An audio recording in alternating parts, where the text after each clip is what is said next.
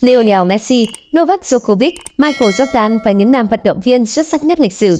The Marca mới đây đã chọn ra 10 nam vận động viên xuất sắc nhất lịch sử của 10 môn thể thao khác nhau. Cách đây ít ngày, The Marca đã có bài viết gây chú ý với tựa đề "Ai là nam vận động viên xuất sắc nhất lịch sử?". Để trả lời câu hỏi này, các chuyên gia tại Marca đã chọn ra 10 cái tên họ cho rằng vĩ đại nhất ở 10 môn thể thao khác nhau. Đây đều là những vận động viên nổi tiếng đã giành được vô số danh hiệu lớn nhỏ. Bóng đá, Lionel Messi. Theo Marca, chức vô địch World Cup giành được công tuyển Argentina hồi cuối năm ngoái là đủ để giúp Messi vượt qua Pele và Maradona để trở thành nam cầu thủ xuất sắc nhất mọi thời. Đến lúc này, Messi đang giữ kỷ lục là người giành nhiều danh hiệu tập thể nhất lịch sử làng bóng đá, 44 danh hiệu và giành nhiều quả bóng vàng nhất, 7 danh hiệu. Ở tuổi 36, Messi vẫn đang tỏa sáng trong cả màu áo đội tuyển lẫn câu lạc bộ. Quần vợt Novak Djokovic. Djokovic có thể không phải là tay vợt nam được yêu thích nhất, nhưng xét về số danh hiệu, tay vợt người Serbia là số 1. Sau khi vô địch Mỹ mở rộng hồi đầu tuần, Djokovic đã bỏ túi 24 danh hiệu Grand Slam đơn nam, một kỷ lục chưa từng có. Không chỉ vậy, Djokovic còn từng 39 lần vô địch Masters 1000 và giữ kỷ lục 390 lần dẫn đầu trên bảng xếp hạng quần vợt ATP. Về lội, Michael Phelps. Khi giải nghệ, Phelps đã kịp bỏ túi tới 23 huy chương vàng Olympic. Nên nhớ trong lịch sử, ngoài Phelps không có bất kỳ vận động viên nào khác giành được quá 9 huy chương vàng Olympic. Thống kê trên là đủ để cho thấy sự vĩ đại của kỳ ngư người Mỹ. Bên cạnh thành tích đáng nể ở Olympic, Phelps còn từng 26 lần ngôi tại giải vô địch thế giới, 16 lần vô địch tại giải bơi lội Yên Thái Bình Dương. Điền kinh, Usain Bolt. Lịch sử điền kinh đã chứng kiến rất nhiều vận động viên xuất sắc, nhưng để chọn ra một cái tên, Marca đã nhắc đến tia chớp Usain Bolt. Trong sự nghiệp, Bolt đã 8 lần giành huy chương vàng Olympic, 11 lần giành huy chương vàng thế giới và là một trong những vận động viên điền kinh có sức ảnh hưởng nhất. Đến lúc này, kỷ lục 9,58 giây của Bolt ở nội dung 100m vẫn chưa bị phá vỡ.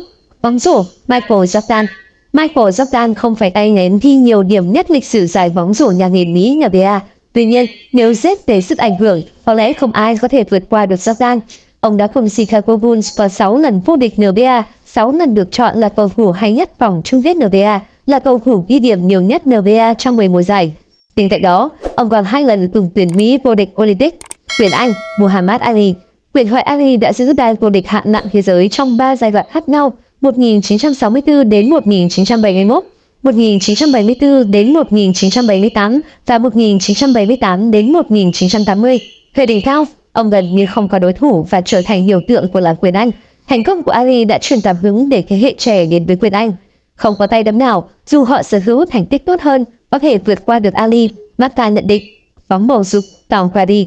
Trong 20 năm công hiến cho New England Patriots, Brady đã giúp đội bóng này lột xác trở thành câu lạc bộ xuất sắc nhất lịch sử giải bóng bầu dục NFL với 6 lần chiến thắng ở Super Bowl. Khi chuyển đến Tampa Bay, ông vẫn đủ sức giúp đội bóng này lên ngôi ở Super Bowl bất chấp lúc này đã bước qua tuổi 43. Ông hiện nắm giữ hơn 40 kỷ lục của NFL. Bolt, Tiger Woods. Bên cạnh Messi và Djokovic, Tiger Woods là cái tên còn lại trong danh sách này vẫn còn thi đấu. Đến lúc này, Woods đã giành được 15 danh hiệu Major, danh hiệu danh giá nhất của làng golf, chỉ kém Jack Nicklaus 18 danh hiệu. Anh ấy đã giành chiến thắng ở 110 giải golf chuyên nghiệp và qua 683 tuần, giữ ngôi vị số 1 thế giới. Woods là một ứng viên cho danh hiệu nam vận động viên vĩ đại nhất lịch sử. Marca đánh giá đua xe F1, Michael Schumacher chọn ra cái tên vĩ đại nhất là góc độ không dễ dàng. Trong số này, Schumacher là một trong những người xứng đáng nhất.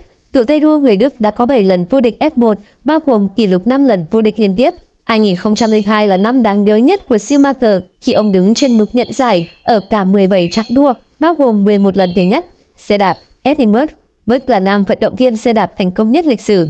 Ông giữ kỷ lục là người vô địch nhiều nhất ở Grand Tour 11 lần, Tour de France 5 lần, Giro d'Italia 5 lần. Ngoài ra, ông còn sở hữu 3 lần vô địch thế giới, 3 lần vô địch châu Âu. Ông đã thắng tổng cộng 525 cuộc đua chuyên nghiệp trong 18 năm thi đấu của mình.